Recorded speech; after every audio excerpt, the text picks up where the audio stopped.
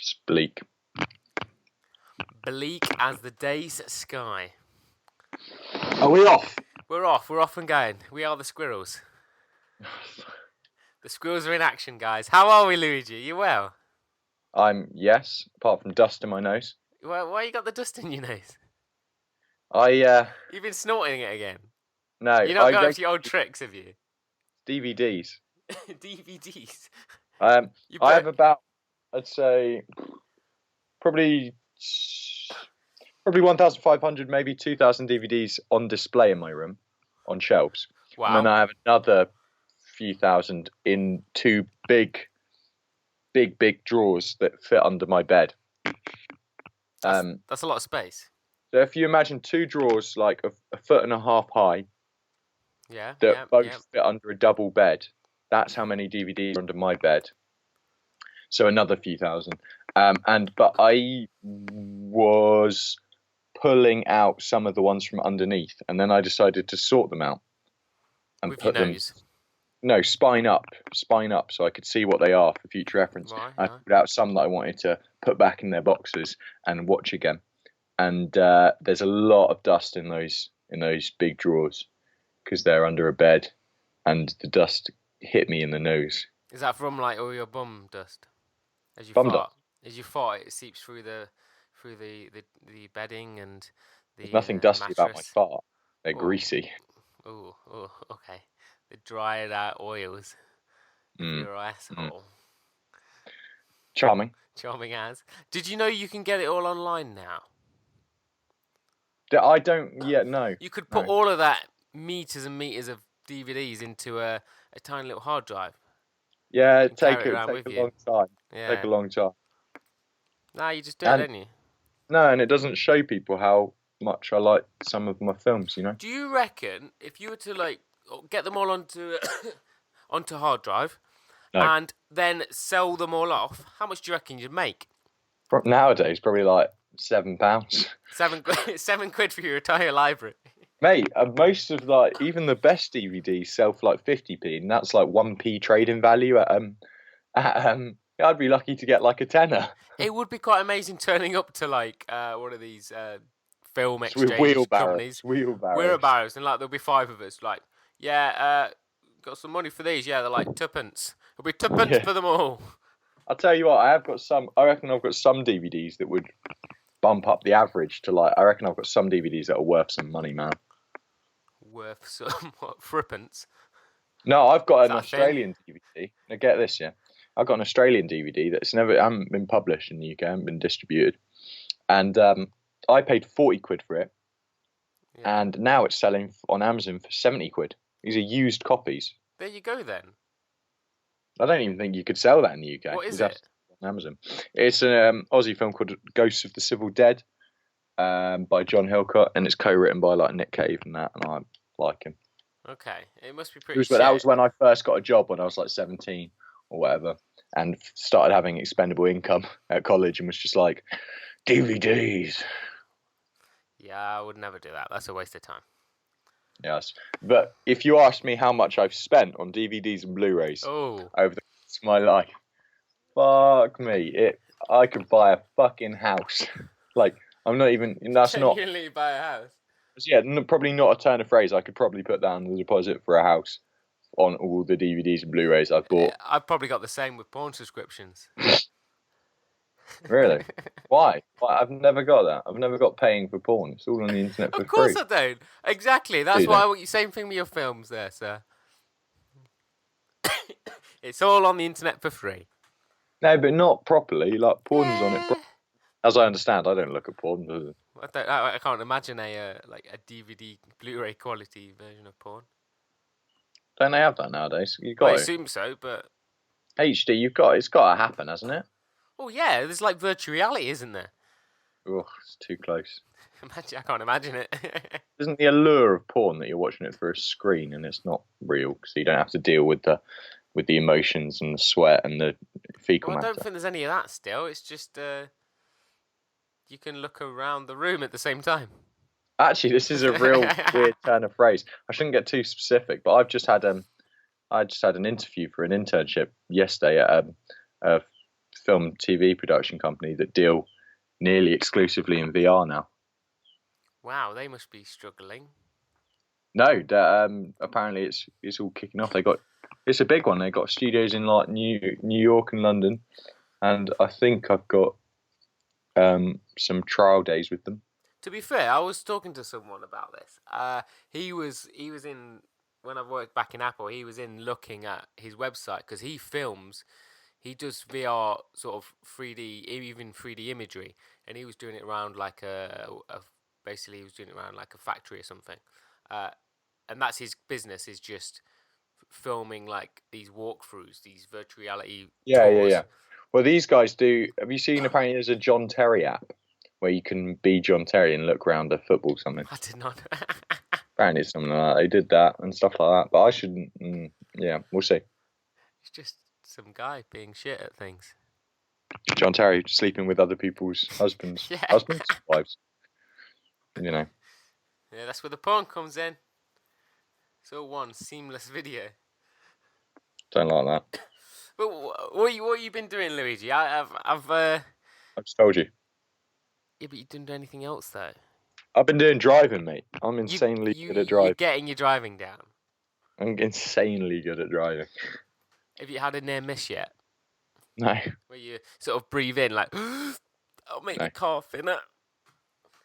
Oh no, I'm pretty like. No, I can't describe it better than I'm ridiculously good at driving. Oh, I'll just have to see when you drive us to Falmouth. Yeah, I would. Well, if I passed my test by then. No, I won't if I'm doing it in March. That's disappointing. I've got my theory tomorrow though, so we'll see how that goes. See how that goes. Because I'm kind of winging it. I've had a look at a few of the tests. I'm just like, I'll be fine. I did that. But they have this one section, I don't know if it's still the same, but they have this one section where you've got to like, it's like a video and you got to, or it's just a still. And you got to predict like what a hazard is. And I'm just like, well, it's all fucking hazards. Yeah. But no, you got to click on like the fucking tiniest little bit to be the hazard. And I almost failed because of that, because everything, I see everything as a hazard. Yeah. I'm too hazard aware than the test. So just be wary. Don't click all around. Pick your targets. I will not click all around. Yeah, I've done the practice hazard tests and I've got them all right. Oh, perfect. There you go then. But it's the other ones. It's some of the things I need to double check my signage, my signs. Yeah, that's always a tricky one. And I need to I'm all right on signs, and because I was driving a bike for 2 years, so I'm kind of like quite. A lot of it's common sense, and if you're not a complete moron, you'll be all right. So I'm not sure with you. Yeah, I'm fucked. Dude, guess what I've been doing? What have you been doing, mate? I finally got Battlefield 1. Oh, yeah. It's sick! Yeah, it probably is. It's even better than it was with the beta. Well, of course it is. It's always better because they build on the beta. They corrected them mistakes. I did have one mistake where I died, I got revived, then I was stuck in between this like wall thing, dancing all over the fucking place, and there's people watching me. It's not a mistake, that's just a glitch. Yeah, it's a mistake. Glitches are mistakes. Yeah, but I mean, it's not like a mistake with the game. It's just you had a little glitch. It's exactly a mistake with the game. You just had a little glitch, mate. Which is a mistake. Glitch in the Matrix. Yeah. But man, it's sick. I'm enjoying myself. I'm just a sick-ass sniper, you know? I wish I could play new games. You can't. You need to evolve yourself. I'm playing PS1 games. Are you? What are you playing? No, I'm joking. I'm playing Castlevania Symphony of the Night, and no joke, it's one of the maybe 3 best games I've ever played in my life. Wow.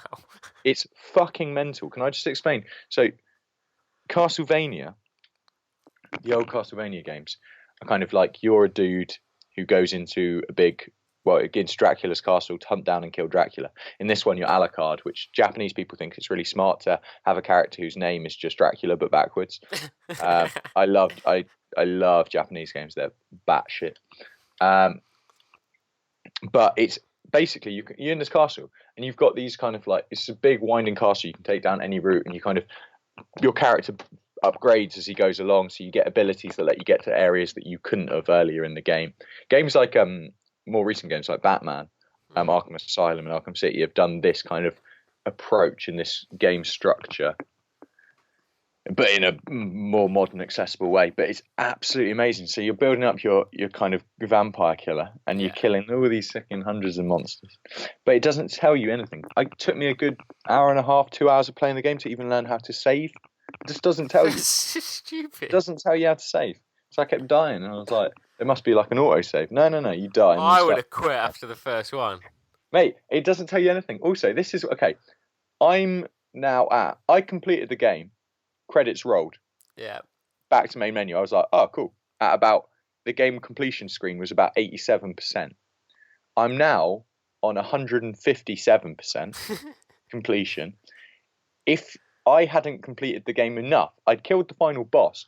But if you do other random things you kill a few other bosses around the castle at random points, you unlock the proper ending, which that time, if you go back and fight the final boss again, this time, instead of the credits rolling, the castle, the same castle comes out of the sky, out of a wormhole in the sky, but upside down. Right. And you go into that castle and you play through the whole castle again, but upside down with different enemies and harder bosses. Right. And now I'm on. Apparently, it gets to like 206% completion. It's mental. Now. It's absolutely mental. It's really hard, but I've totally broken the game because I've unlocked the this like super just unbeatable sword, which is just like I just walk through anything now. So I've kind of broken the game because I heard about it. I was listening to a podcast on it, on the game, and I totally got obsessed with it. It's kind of like a platformer RPG, action RPG. So you're kind of going around, a bit of platform, bit of killing monsters.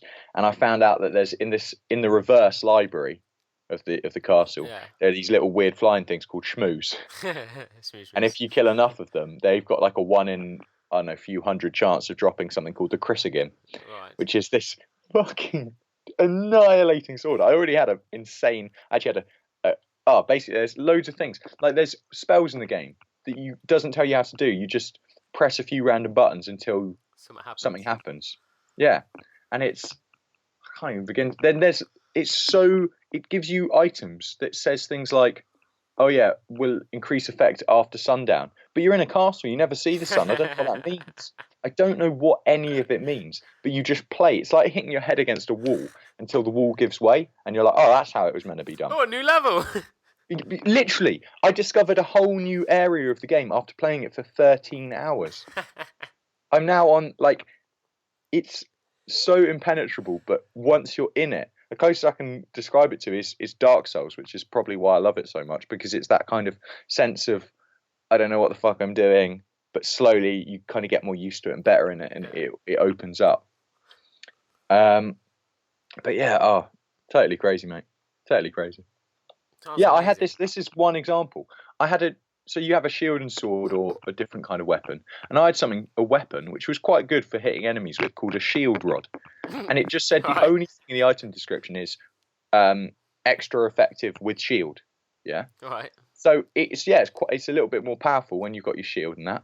But what it doesn't tell you is if you press on a PlayStation controller square and circle at the same time, the furthest two on those on that pad away from each other, it like a giant multicolored metal unicorn bursts out of your shield.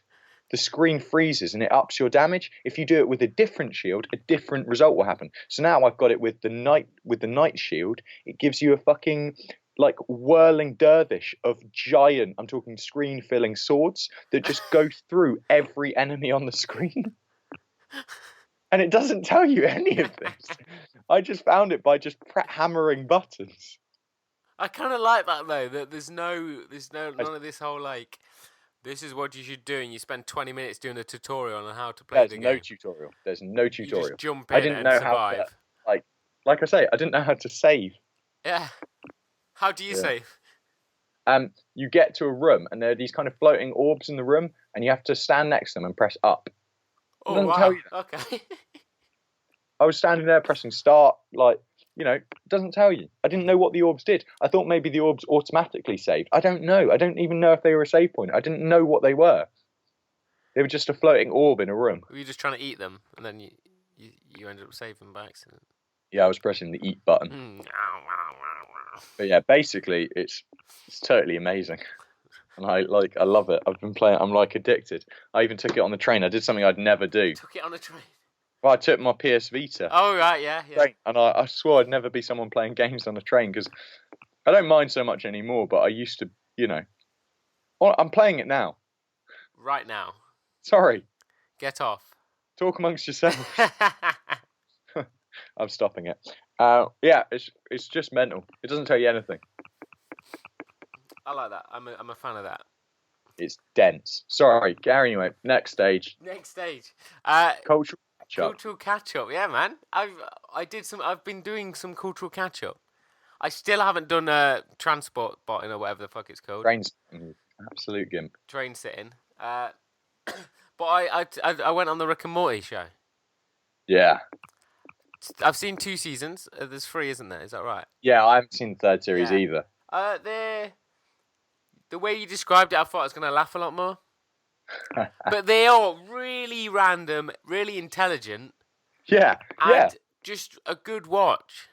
The science fiction concepts, even though it's in a cartoon comedy show, the sci-fi ideas are super out there. They really kind of push the boundaries that you don't really see apart from in really niche TV shows. No, or not even that, or in science fiction literature and stuff like that. You don't get anything that outlandish. No, because because now I've now watched them all, but I'm rewatching some because I've sort of fell asleep. That's what I did, or whatever. But I watched one last night where the dad, what's his name, Jerry's got something wrong with him, so he's in an alien hospital. Then the doctors are like, "Oh, we need your penis to because it's the perfect fit or whatever. It's the perfect functionality for this other alien." Their equivalent of Che Guevara's heart. He can be saved by a penis transplant by using a human penis for his heart. And he doesn't want to do it, but then he does, and then he finds out that the robot is this Che Guevara guy is living off heroin pretty much, but then he doesn't realise that this planet he came from was 20% heroin, and he needs it to survive. And then the world goes crazy because he won't do it, and then it just unloads and he shoots him. But there's loads of them. There's the union one where it's all about unionization of a species and whether freedom, free will, is better than peace and but a unionized hive mind, all this kind of mental stuff. There's also what sold me on it. What I remember sold me was in the first episode. They're escaping from an alien prison, and they're just running, and loads of things are going on around them. And at one point, this small globby alien starts running, and as he's running next to them, he grows up into an older version of the thing. And within the space of about 4 seconds, he grows from a tiny globule to an old man globule and dies. And, Morty's just looking at it, going, "What the hell?" And Rick's just "Don't think about it." One thing I really like is how Rick says Morty at the end of pretty much every sentence. Morty. We'll do this, Morty. And then this, Morty. A little retard, Morty. God, Morty. Basically, it's Rick! It's my favourite show. I think it's so funny. Wubba-dubba-dub-dub! Oh my god, it's so good. I can't find Series 3 online, and that's something I would have watched online. I would have been naughty. I love Birdman and his whole idea. Yeah, Birdman's good. It's all just, I don't know, it's all just so good. It's so good. I can't even begin to summate my feelings for that show. I love it. I need to get hold of season 3 and see what's so do I. If you find a good, illegal thing to it, then let me know. I will find a fully legal version of it for you. No. Find me an illegal one. I don't give a shit. I need to see that fucking show. I'll find you one where Birdman is no longer ill, and he is a well-eagle. He's not illegal. Got you. You get it. I got there in the end. Not really. It was a bit tenuous for me, but I'm really glad you watched it. Yes, I am actually. I'm still never going to watch Trainspotting. How's your Westworld catch-up going? I haven't done any of it. You haven't done any of it? No. Is there a reason for this? Wait, my cultural catch-up, which I finished, was I finished Stranger Things. And was right. Like I've been saying the whole time. It's all right. Yes. Yeah, it's all right. Yeah, it's a lot of people were saying that the ending's super unsatisfying, and it felt like they just were waiting for more. But I actually found the ending quite. I was really expecting a kind of big cliffhanger, and there is a bit of one, but I thought the ending was quite an ending. Like, I mean, it ended the series, but everyone's been going like, "Oh, I thought it was just like a cliffhanger, and there was going to be another episode and that." And I was like, "Well, that's what you do at the end of a season." I thought it was good. There's going to be another. The thing with me about Stranger Things, I think I said it before, that I got to the point where mid-season, I think that like where I was on the edge of my seat was, do you know when she goes through the tree, and there's that whole tense thing, and she's stuck in that world, and it's after her kind of thing. Young girl, yeah. Yeah. Forget her name. Big eyes. Owl girl. Yeah, Owl girl, we'll call her. The skinny owl. That for me was like the highest point of the season, and then it sort of just went downhill a bit from there. That's weird. It lost its scaricity. Scary. I was never scared. I was never tense. I've got to say that. Like, I'm always tense, but that's a different matter. Tense bowels. No, I was never utterly enthralled. I was always able to play a bit of Castlevania. But I'm doing that while I do everything, to be honest. Yeah, no, it's good. No, I do like it. I can't say it's, anything crazy special and new. I would have liked it to maybe go further, because it's called like Stranger Things, but then it's kind of like, what should we have as the kind of MacGuffins, the weird things in it? We'll have a kind of psychic girl and a monster. I would have liked that idea of them kind of opening new dimensions or whatever to go further. That's quite a cool idea. I would have liked them to do a bit more with it. Maybe they will in the second series. I think so, and it's we just don't know what the girl, or because he's obviously feeding her, but in what state is she in? Do you know what I mean? No, I don't know what you mean. Do you know at the end where he puts those waffles in that little basket, like a little box in the woods? Yeah. Oh, what, she's in the upside down or whatever? She's in the upside down world or whatever. But what is she? Is she now a monster that is now just going to like prey on the waffle community? And there's going to be like a what's that, sausage party? There's going to be like the next season's like that, where it's all about the food, and then the food's like running from this L monster. Yeah, that'd be meta, wouldn't it? It'd be crazy. That'd be amazing. Yeah, it was good. The kids were great. I'll give the kid, and so was the I think all the acting was good. I really liked everyone in it. I thought, obviously, Winona Ryder was good. Matthew Modine, the guy who plays her, what she calls Papa or something like that. The Papa. Yeah. White haired. He's kind of slightly underused. He's just kind of sinister, FBI. His foot comes out of the car onto the floor. But he's a good actor. Shame to see he wasn't totally utilised. Thought Winona Ryder was good, and it's good to see her in something kind of like. I don't get why everyone rates her like so highly. Is it because she's got a weird name? No, she used to be really, really pretty. No, she still. Well, she was. You've seen like Edward Scissorhands and that. I haven't, no. Oh, I used to lust after that girl when I was like 7 or 8 when we watched Edward Scissorhands or whatever, and I just saw Winona Ryder and I was like, oh, really? Yeah, man, beautiful. Kind of like the same kind of look as like a mix between Keira Knightley and Natalie Portman, but much better than Keira Knightley, and obviously not possibly as good as Natalie Portman, but that kind of ball house. Okay, yeah, I'm sort of. Anyway, but the guy who played the sheriff, he was really good as well. Who is he? What's his name? I don't know his name, but he's consistently good. He's a good film and TV character actor that seems to pop up in a fair bit, and he's always good, but I don't know his name. Maybe his name is Sheriff. Sheriff. Yeah.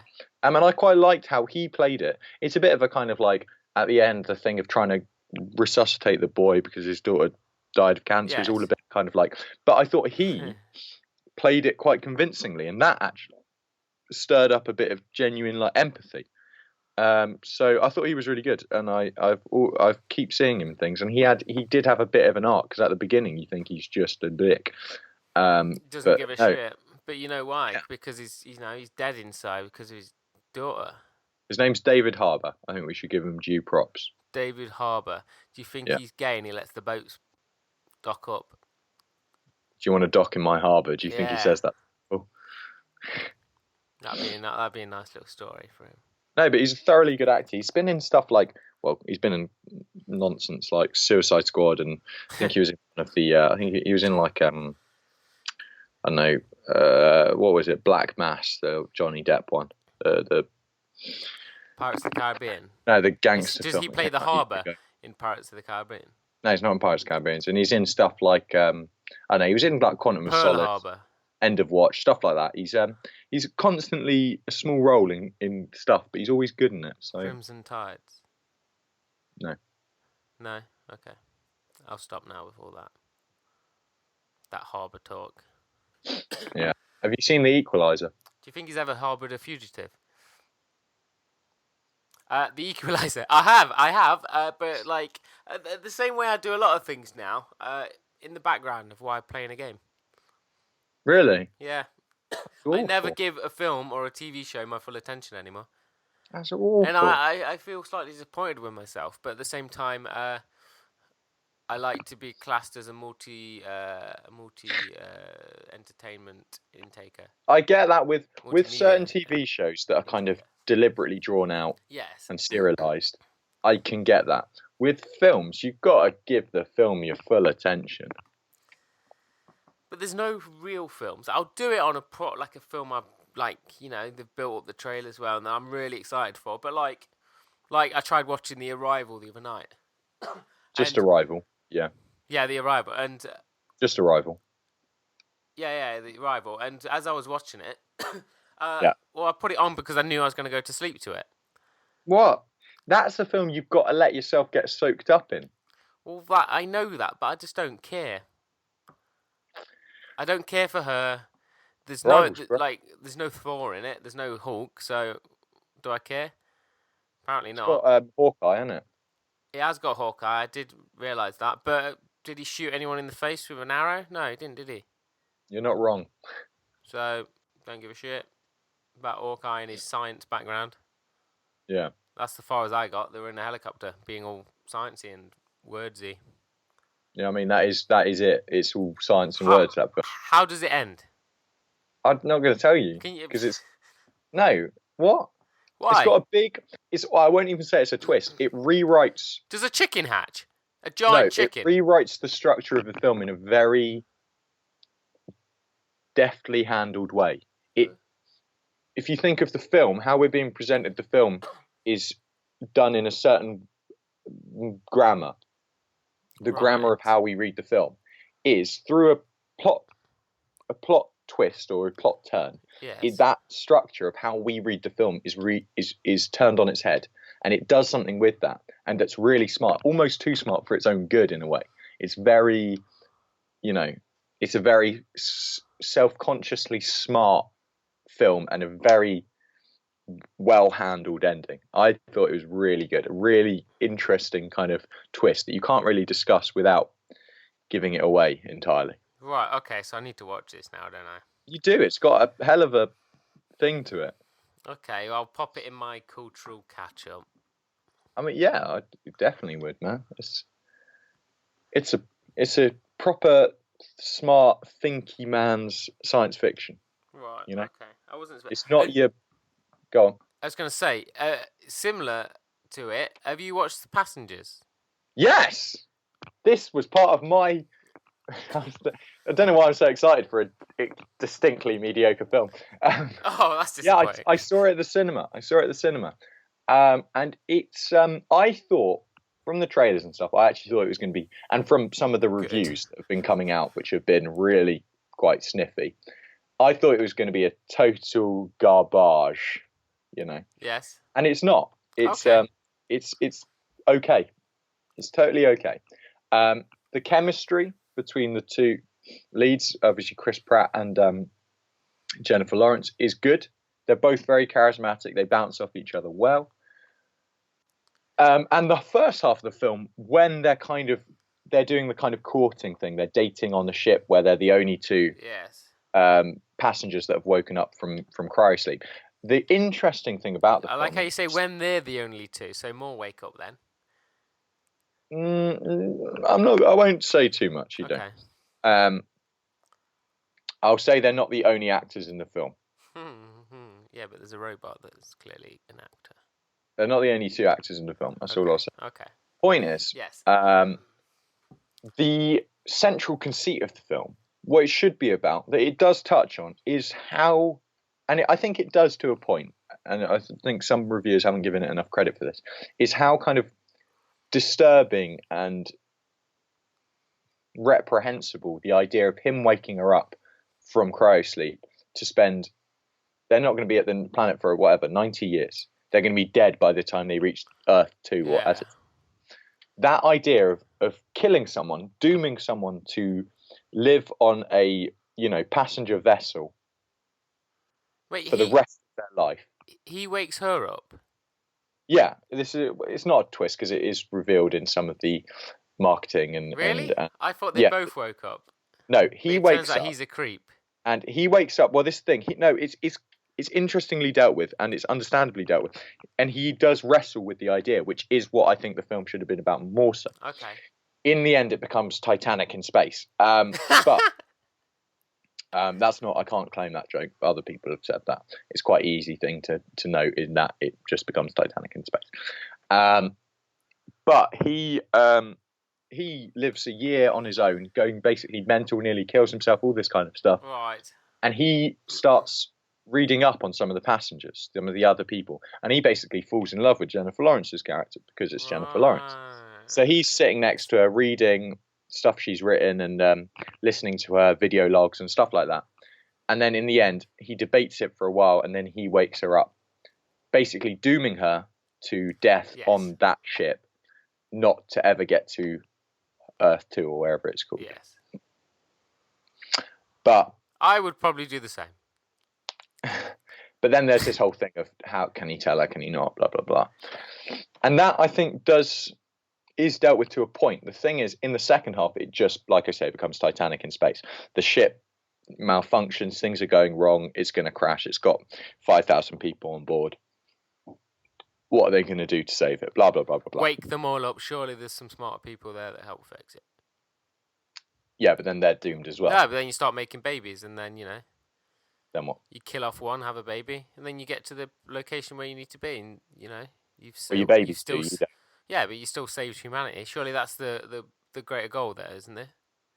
No, they're just doing it because they want to go to another planet. Oh, it's kind of like the whole, I want to go to Mars thing that we're going through. Kind of, but it's like Earth 2. Yeah, but anyways, the point is, it's fine, and it gets by on the charm of its characters. It's entertaining enough.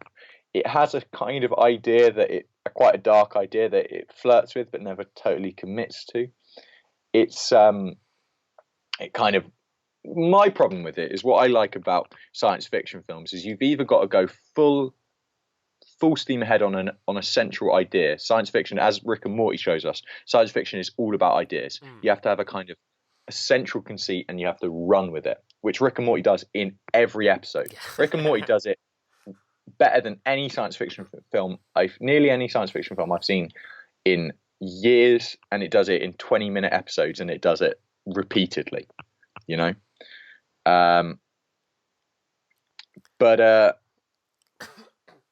Yeah, so, or it's got to have some kind of great design to it. It's got to have like Aliens. Aliens doesn't have a philosophical idea at its backbone, but it's fucking Aliens, man. It's got the design. It's got these iconic xenomorph characters. It's got Ripley with a pulse rifle and Newt at her side. It's like there's no more iconic than Aliens. Or Blade Runner is actually one of the ones that has both. Blade Runner has all the ideas, and it has all the design and the stylistic flourishes. I don't think I've ever seen it. Blade Runner, holy shit, man! You make me sick. I have not seen it.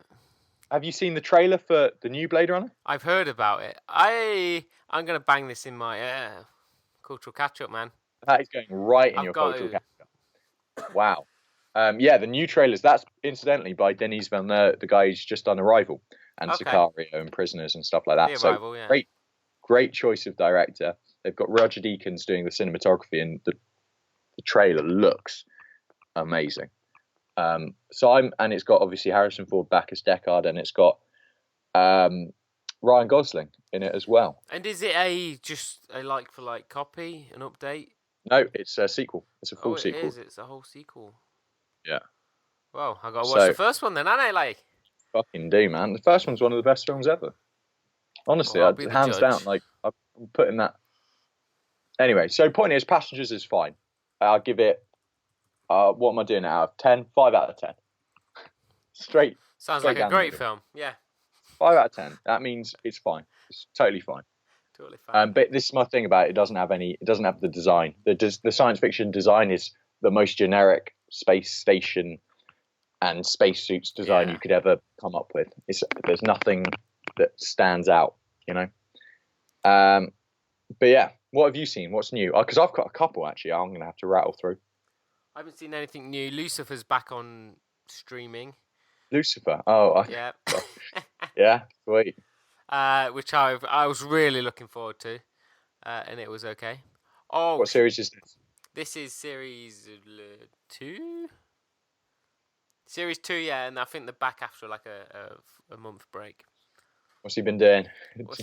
Satan's come down to Earth and he's running a bar. He came up from hell. That's it, whatever. Come on, Satan doesn't live up in... Well, he used to until his father condemned him. But what's he been doing? He's falling in love with a detective and they almost kissed and then they didn't kiss and then it's building up for a big baddie. An enemy, so we're waiting to see who that is. But who can be a big enemy to Satan? His father, one of his brothers. Yeah, I guess. His father's God, by the way. Yeah, I got that. You got that, yeah. Isn't he all our fathers? Well, sort of, if he's real. Have you been watching Sherlock Holmes? No, I haven't caught up with it. That's just reminding me. There's 2 shows. There's Sherlock Holmes, okay. Very disappointing. Yeah? Very disappointing. It goes away from its character development and its all those little intricate pieces that he puts together to solve all these mysteries. It just goes away from that, all the good things about Sherlock. And it goes into like this sort of shitty cutscenes from Saw. Oh, yeah. I love Saw. Yeah, but... I'm a big Saw defender. I am. I don't know why you're laughing. That's one of the DVDs, no joke, I've pulled out from my big underbed box. Did you saw it? Did I saw it? I saw seesaw. I see sword. You seen it? Yeah, man, disappointing. I'll let you judge it for yourself. But the final episode, I think it's entitled like the final mission or some shit. It never will be. Very disappointing. Right. Very disappointing. And going with this whole disappointing tree, have you watched any of Taboo?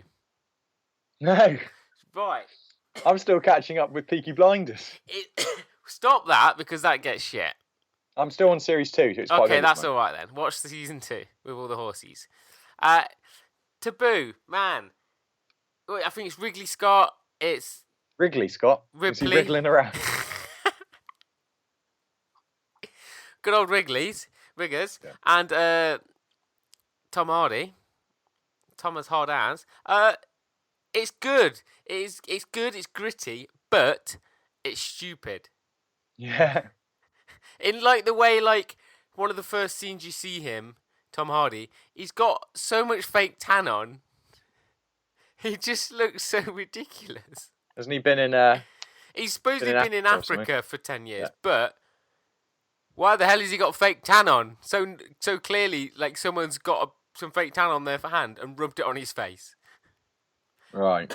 And the similar thing happens in episode 2 where there's a scene where they're talking to the king, who's just a cock, and he's like his face is falling apart. He's got fake tan on and he looks like he's got pillows stuffed under his trousers to make him look fat. Right. It's like they've put all this effort in and detail in areas, then they've just gone, meh, this is like a... fucking pantomime horse just wandering around. Yeah. It's that ridiculous at times. And that just made me, as soon as I saw The King, I was like, well, I'm not going to watch this anymore.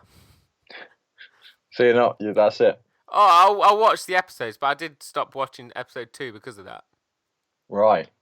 Well, I really like Stephen Knight, who's the kind of Helmer, the writer of it, and who wrote Peaky Blinders as well. Yes. Him and Tom Hardy have worked together before. Stephen Knight directed him in Locke, which is brilliant. Yes. So I'll see it, obviously. Watch it. There's not much for you to catch up on. There's only been 2 episodes. Yeah, I might try and do it as it comes out. That'll be good for me to actually see a TV show as it comes out. Yeah, I will do that. But it's yeah, no, I'm absolutely going to watch that. I like the look of it, but we'll see if you're saying it's shit or whatever. Well, I'm sure you'll have a different opinion on the matter. Do you? You think I'll really like his fake? Oh, I don't know. It's just good to hear your side of the shitty stories. Yeah. Yeah. I'll tell you what I have seen though. I've started awards season early. I'm getting in on all the so I saw La La Land. I'm meaning to watch that because that did great at the Golden Globes. That. Sorry, this is like school playground bullying. Whenever one of us says something wrong, we're like, "Yeah, you said that wrong." You're needing to watch that. Yeah, man, I'm needing to watch it. Yeah, I'm going to put my money down right now. Bearing in mind, I have seen one of the others, but there's still a few films to come out. I'm putting my money on that winning the Best Picture Oscar. Really? Not because I think it's so great. It's just the Oscars are readable. Is Deadpool up for Best Motion Picture? You sure? I'm 100% certain. It did get a Golden Globes nomination for Best Comedy and Musical. Right. But that's fuck all because the Golden Globes are like a big... There was music? Sneeze. No, comedy and musical, they share a category. Why are they not separate? Because the Golden Globes are fucking retarded. Yeah, they are. Yeah, but anyway, La La Land is really good. It's going to be the film that people think they're really smart for saying is overrated. But it's really charming. It looks fantastic. It's beautifully shot, kind of really colourful, swooping camera that moves through the dance sequences and things like that really, really elegantly. And obviously, again, talking about leads with charisma, you've got Ryan Gosling and Emma Stone who bounce off each other wonderfully. They're absolutely charming. It has kind of a throwback style to the, I don't know, old and New York style musicals, golden era of Hollywood, things like that. There's definitely a callback to that, but it's also quite bittersweet in a kind of contemporary indie romance sort of way, the way you'd see in, I don't know, films like also with Ryan Gosling, like Blue Valentine or something like that. And it's really well put together. It's really charming. Absolutely, you're swept up in it. It's about obviously these two guys, both with aspirations. Seb, Ryan Gosling's character, wants to open he's obsessed with jazz, the pure old jazz, and he hates how people are kind of killing it and it's falling away. And he wants to open a jazz club in LA. And Emma Stone's character is jazz. Does she play jazz? She plays jazz, and he opens her. No, her name's he blows in her holes. Mia, and she's an aspiring actress, and she wants to start a one woman play and blah blah blah blah blah. And obviously, as their lives take off, I won't say where it goes, but it's not totally conventional. It deliberately steps aside from the really obvious trappings of the romantic and musical genres. Damien Chazelle he's a director who deals almost explicitly in music and in sound and the relation between sound and vision. He did Whiplash from a couple of years ago, which was film. Absolutely amazing. And he has the same kind of energy and tonality to this film, and it does have that thing that Whiplash did. It's at once about the sound and the physicality. Yeah. And it's kind of done this in a really interesting way, in that Emma Stone and Ryan Gosling aren't like the best dancers, or they're not the best singers, but it all kind of flows in and out of each other in a way that is like a proper musical. When a song needs to happen, it just happens, and so on and so forth. It's really charming. I mean, if anything, the songs aren't quite as memorable or as impactful as you might want from a musical. I'm sure if you listen to them enough times, they'll take root in your head. But I mean, they're not Moana levels of catchiness.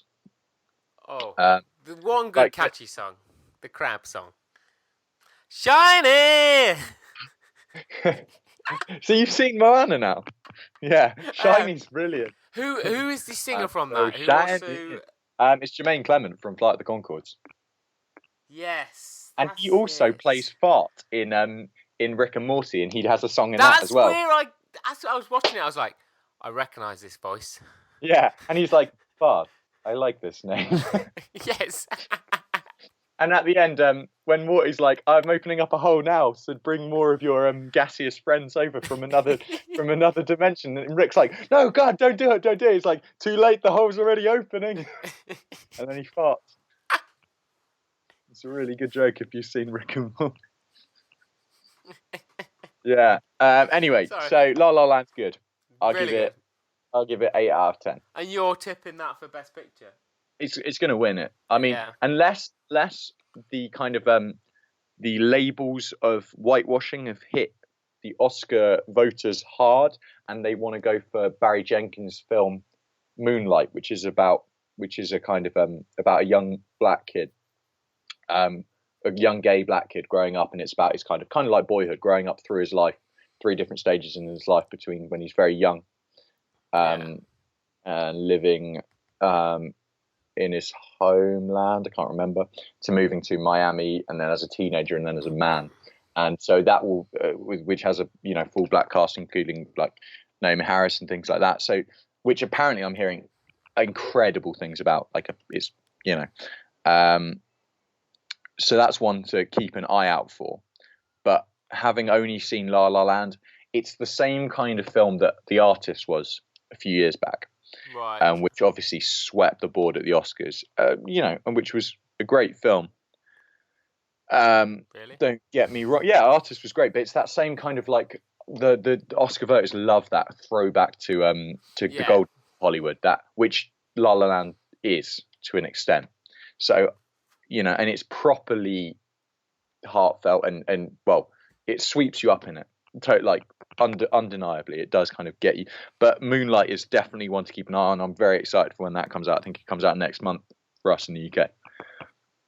Fair. So that's one to look out for. The other one, and this isn't going to sweep the boards because it's a little bit too thinky and it's a little bit too smart, is the new Scorsese film Silence. Right, I don't think I've heard of this one either. With which is a kind of historical epic on a very intimate scale in a way, if that makes sense. Yeah, well, it's Liam Neeson plays an Irish killer. Ferreira. Well, no, he's meant to be Portuguese, but he's the only one of them. He's the only one of the Western cast that goes, yeah, I'm doing my own accent, thanks very much, which seems to be what Liam Neeson does in every film now. He's like, fuck you, I'm Liam Neeson, I'll just do my kind of bizarre, kind of Northern Irish, kind of American accent. He's not quite sure anymore. But it's about 2 young Jesuit priests in Portugal, played by Andrew Garfield and Adam Driver, who hear word that their mentor figure of Father Ferreira, played by Liam Neeson, has denied Christianity, has apostatized of Christianity in Japan, where they were trying to bring Christianity to the populace of Japan. Right. This is in the 17th century. So they embark on a mission to Japan where Christianity is outlawed under pain of torture and death, but there are still some of the poorest villages in Japan still secretly hold on to the Christian faith, and they go in search of Liam Neeson's kind of lost priest figure in somewhere in Japan. And what the film is not this kind of like epic swooping cross-country drama or anything like that. It's in fact a very intimate thesis on faith and on colonialism and on the kind of the strength of religion and faith and how it can flourish in one place and not take root in another, and whether that's a cultural thing or whether that's because we bring it in an empirical sense, and that's kind of imposing on other people. There's talk of Japan being a swamp where the tree of Christianity won't take root, and it's a fascinating thing. It's also about kind of self-aggrandizing of the Christian faith, of a Christian who puts this kind of martyr complex on himself to try and bring it to a people because he thinks they need it, but in fact it's only his self posturing of, there's even a point where Andrew Garfield's character, who kind of turns into who is the central figure, sees a painting of Jesus as his reflection in water when he starts taking on this kind of martyr complex. And there's a lot of parallels there, and it's a really, really smart, subtle, quiet film. Silence of the title is more than just titular. It's deeply thematic in the film. It's about all these questions, but it's stunning to look at. Obviously, Scorsese doesn't make bad looking films or anything like that, but it's an interesting counterpoint to his last film, Wolf of Wall Street, which was all about human excess and debauchery and these kind of human foibles that are so gross and explicit, whereas this is about the kind of more the faults of the fabric of man, of how he is so fallible and how he depicts himself, how he depicts his faith, what a gesture means, what stepping on the face of an idol means, all this kind of stuff. And it's very intimate, it's very smart, and it's stunning. It's a really, really captivating film, and at 2 hours and 40 minutes it's surprisingly totally engaging, which I was really concerned wasn't. I was actually going into the film slightly trepidatious, even though I obviously, like everyone, I'm a big fan of Scorsese. His last two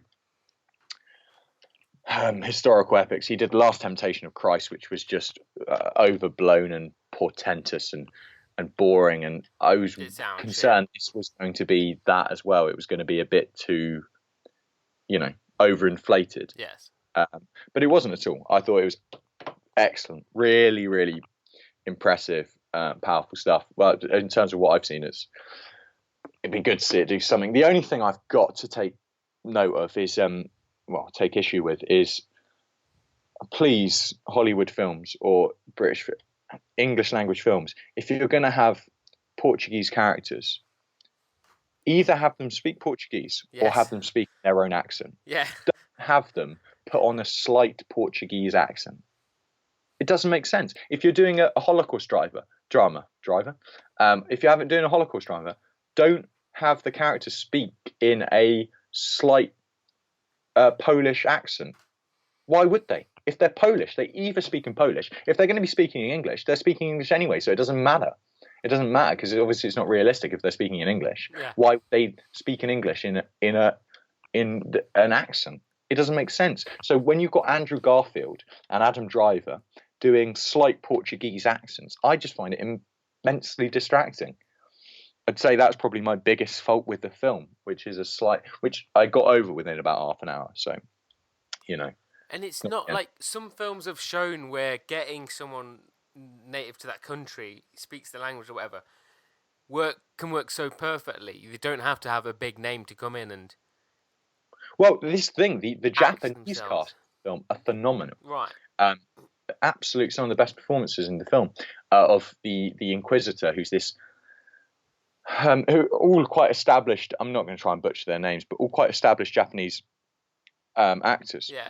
And they're absolutely excellent. And when they talk in English, they talk in a Japanese accent because they are Japanese, so it's heavily accented. But I don't think hearing Andrew Garfield talk in his usual British accent, maybe polish it up a bit, make it quite well presented, but having him put on a slight Portuguese accent is so distracting. You can see even in the trailer, But yeah, I thought it was really good. I'll give it a, I don't know, 8.5 if there's no 0.5. I even maybe push it to a 9 out of 10. Wow, I thought it was that good. Really, really good. Stunning.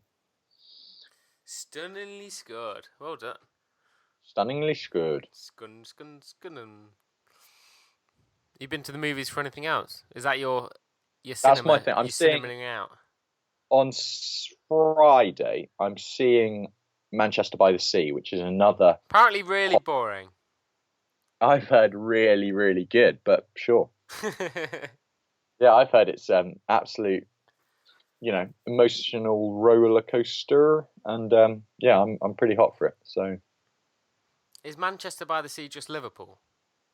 No, Manchester by the Sea is in America. Oh. There's, how they take all our names. Yeah. There's a Falmouth. Of course there is. Falmouth, Bristol, whatever, everything. There's a Birmingham, Alabama. There's Chelsea, blah, blah, blah, blah, blah. They steal all that shit. That's what they do. Steal shit and then eat on it. Sweet. How's the music life going? Music good, mate. I discovered my favourite album of last year. I'm a bit behind the party. Last year?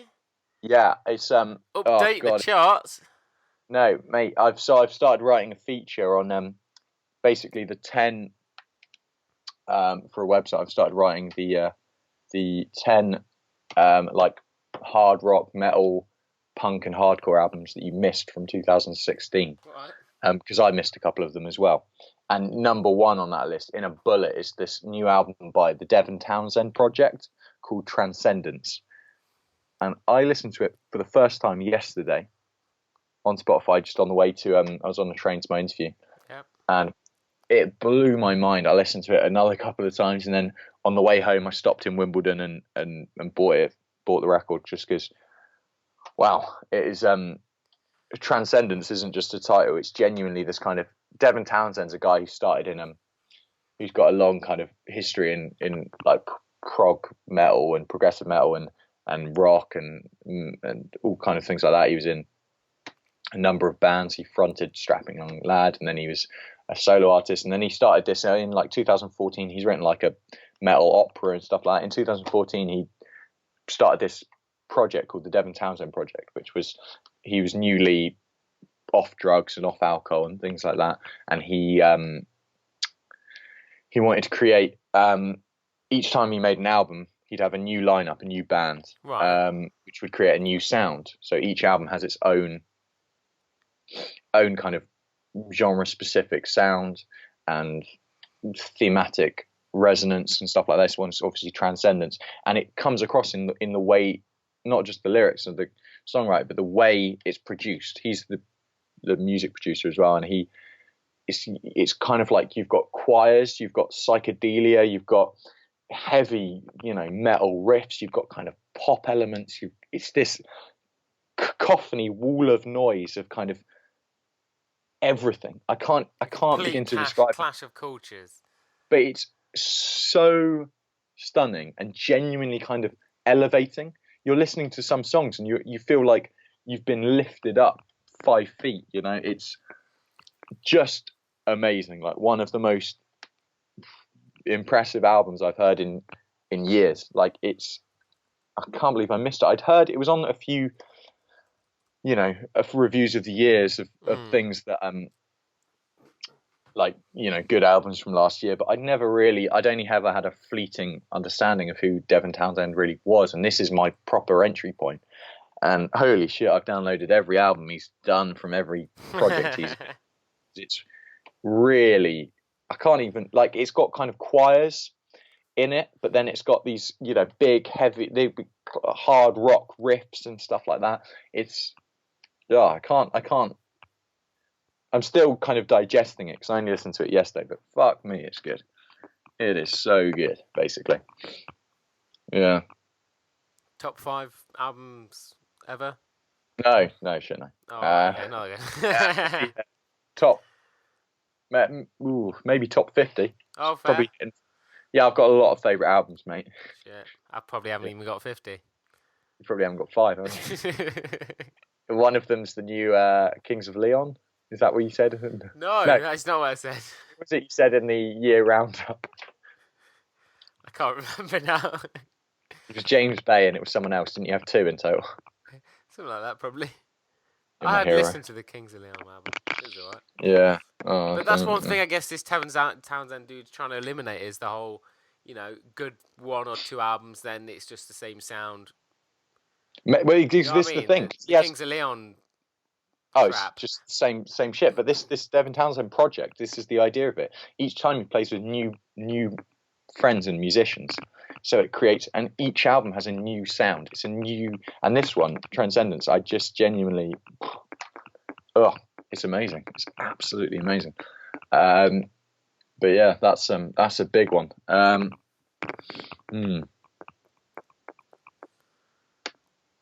Sick, man.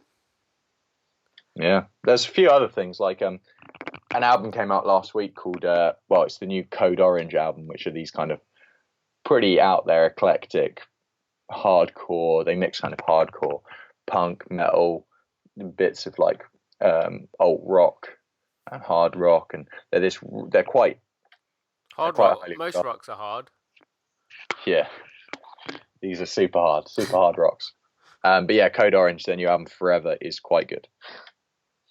Quite good. And but I'll tell you another one I caught up on just quickly is there's a band called Nails, and obviously the easy thing is to say they're hard as nails, because they're a kind of mixture of grindcore and power violence and hardcore and stuff like that, and they are basically, when I say their first album, called, from a few years ago, I think from 2010 or something like that, was called Unsilent Death, and the whole album was, I think, 13 minutes. That's it. This is a full-length LP. That's still lazy. No. Because the way I is it just the sound of like them hitting wood? Almost, but much more violent and much more abrasive. All right, human skull. Yeah, no, Unsilent Death, man, is, so I think it's a whole 10-track LP, full-length LP, but it's only 13 minutes. That's not full length. Well, some of the songs are 30 seconds, some of the songs are a minute. That's not a thing. No, it is, because it's, how I describe it is, this is what kind of grindcore music is. It's like a whole song, a whole album, but then condensed to its most intense and violent pinnacle that it can possibly be. So you take a song, you take a really loud, heavy, abrasive song, and you smash it, and you play it as fast as you can, you shout as loud as you can. And man, Unsilent Death, I think it did come out in 2010, was an amazing album, absolutely amazing, super intense. It's one of those ones that I can just put on 13 minutes and I'm out, and then I wake up after seeing red for 13 minutes. And then their second album, called Abandoned All Life, was, I think it came out like 13 or something like that, I think was only about 17 minutes. Quite good, but more of the same. But their new album, which I just hadn't got round to listening to yet, I've been listening to it for the last couple of weeks, came out at the end of 2016, called You'll Never Be One of Us. And this is their longest album. It's 22 minutes. They're experimenting. Which, well, interestingly, they do experiment, because you've got songs that are as short as 40 seconds and stuff like that, 50 seconds. But then the last song, They Come Back Crawling, is like 8 minutes and something like that, over 8 minute mark. Yeah. So it's a big old long epic outro. They're amazing. They're super, absolutely, like, I don't know. It's like getting pummeled by noise, but in a interesting way. And within this kind of full on onslaught of sound, you get these, there are kind of micro hooks and riffs and kind of blast beats on the drums and stuff like that that make some of the songs kind of memorable within this kind of cacophony of noise. They're really kind of out there, really probably one of the heaviest bands going at the moment. It's produced by Kurt Ballou, who's the bassist and the producer of one of my favorite bands called Converge, who similarly do kind of really, really out there heavy loud stuff. Shit. Yeah, loud shit. But yeah, Nails, You Will Never Be One of Us is that's if I'm doing old ratings, I give that a solid 9, and I give Devin Townsend Project a 10. 10. And I've never, none of the albums I've reviewed for any publications I've written for or websites or anything have I given a 10 to. But this one would be the first 10 that I'd give an album to. I'm not sure I trust your judgment now. If you've got it barely makes the top 50 and you're giving it a 10. All right, put in the top 30. Oh, just changing his views like that. But like, no, you thinking my top 50 isn't just heavy music. Yeah, I know. In my top 10, you've got Beach Boys, Pet Sounds. You've got Bowie. Probably at least 2 Bowie albums in the top 10. Hunky Dory and Ziggy Stardust and the Spiders from Mars. Yeah, definitely. And then probably fucking half a dozen Nick Cave ones. I've probably got to fit all Black Sabbath's first 6 albums in those. Like, you see, there's a lot of stuff in there. Fair. No, it's not just, things that are pushing the boundary. Then again, in my top 10 years, got things like, I don't know, Public Enemy's second album or this and that. It's, it's eclectic, man. I've got eclectic taste. I just seem to talk about the heavy stuff a lot. Gets you going, doesn't it? Gets the people going. It does, going. man. It does get me going. My only thing is, like, once you've kind of broken the seal and you've got into something that attention grab, you then listen to kind of other stuff, and it's like, well, why would I bother listening to this? And it's kind of it's almost ruined some other music for me. Not all of it, but some of it's a bit like, well, why would I listen to something so boring. Weak or boring? Or now I listen to kind of like, if you listen to any kind of like, I don't know, rock radio, or XFM's not around at the moment, but Radio X or something like that, you do like go, well, what's this doing? It's not doing anything to me. It's just being a noise. I want my music to actually have some form of tangible effect on me. I want to feel it, Dude, are you typing? No, sorry, I'm just kind of hitting things. I'm so stop impassioned. Hitting things. Sorry, mate. It's loud, man. Sorry, mate. So what album have you been listening to? Fuck, I don't listen to music. You know this. I'm still listening to Macklemore. This is what you should do. As opposed to watching films while you while I do things. While you play a game, like that's. There we go. Let me load up my music. I'll tell you what I've been listening to. But I just think you should. Bit of Rhodes. Yeah. You listen to Rhodes? No, I don't know what that is. Strangely enough, looks a bit like Kieran, who we had on the show. Oh yeah. yeah. Let me get my playlist. I've got one playlist, you see. It consists of Rhodes, bit of Daniel Merriweather. I'm getting back into him. You remember him? Yeah. Yeah, brilliant, brilliant man. Yeah, loads of Macklemore. Bit of a Paolo Nutini, sorry. Yeah, man, that's the extent of my music listening abilities. Don't do it That's much. good, mate. I think what you should do, mate, is while you're playing Battlefield 1, you should put on an album and listen to it from start to finish. Things I won't. I don't get why not. I don't take this information in. It's just noise to me. No, you should listen to Transcendence. That'd be an epic one. You'd be at some point in Battlefield in a game, and the objective you'd be fucking going for your objective, and Higher would kick in. I think my favourite track, which is the 5th track, which is I think like nearly 10 minutes long, and by the end of it, I was listening to it the first time yesterday, and this was the song that genuinely just kind of like picked me up.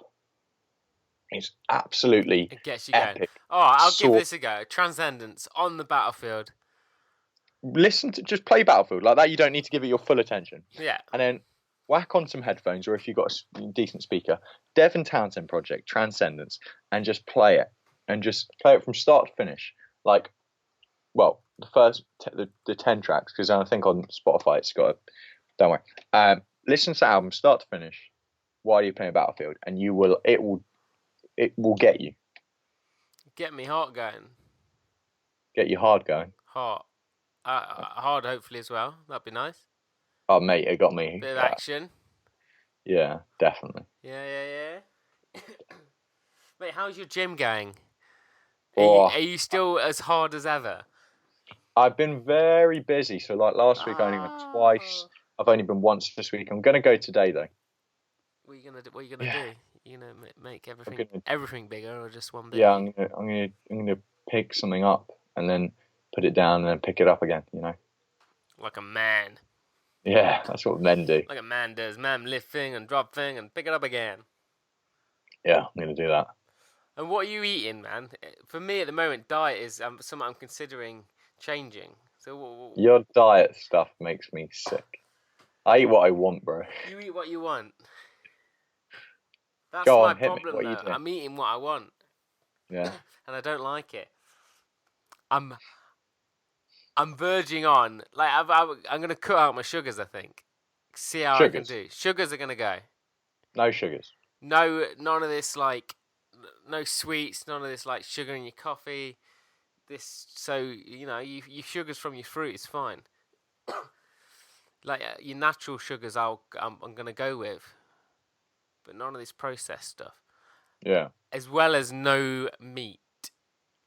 No meat. No meat, and I'm even tempted to no dairy. Just to give it like fucking. That's like vegan, man. Just to give it a week. I went out with a vegan. They're mental. Maybe that's what I need, an edge to myself. Dude, I don't approve of that, mate. Well, I'm going to give myself a week. And see how it goes. Can't say I approve, mate. You don't approve? You couldn't do that? Mate, no cheese, though. That's the hardest thing, I think. No cheese? No cheese. Why'd you do that, mate? Because it hurts the cow. It doesn't hurt the cow. Why do people think this is so... Well, okay, no, maybe I'm not in a position to say these things, but like, fucking just milk, man. Milk's milk. Chill out. Yeah. But I'm all about animal welfare. I've even got into fucking buying... I have to check all my shower gels and stuff haven't been treated on animals and shit now. Oh. Okay. I do all that shit, but fucking let me have milk, man. Milk's nice. Why are you checking your shower gels for that kind of stuff, and then you... So it hasn't made a rabbit clean or something? He hasn't gave rabbit perfect hair. Yeah, exactly. That's what I always say to my girlfriend, because it's her that's kind of swayed me onto this. Oh. Is she a veggie? No, she's not veggie. She's just all about... Cock. What? I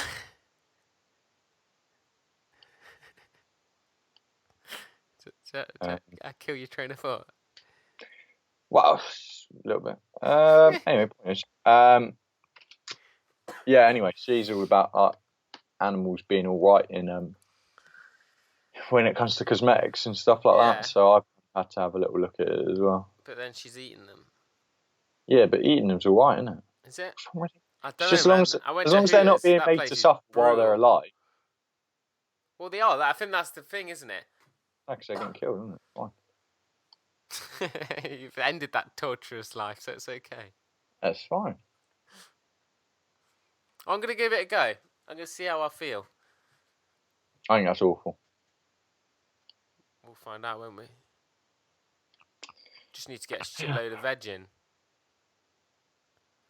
The peppers. I'm going to live off peppers and avocado. That's just, you know. You do what you want, mate. I'll do what I want. Don't you hold. It upsets me, obviously. Don't you hold me back. Yeah, but it's obviously going to upset me, isn't it? Why is it going to upset you? I know you're not going to be happy. Be able to... I might be the happiest I've ever been. What about steaks? I've never been a fan of steaks. Don't care. Ugh.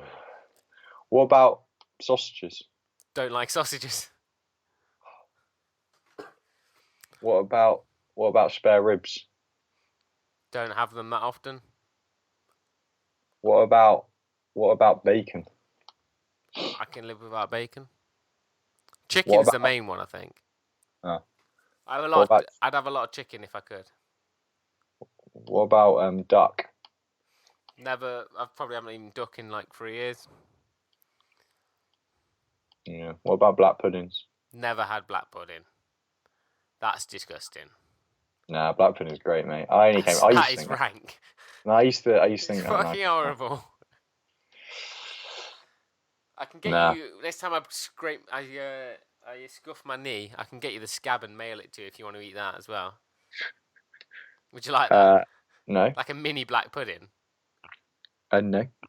Or I'll save them up over a year and then send you them in a giant box. No, that's not what it is, mate. It's got a mixture.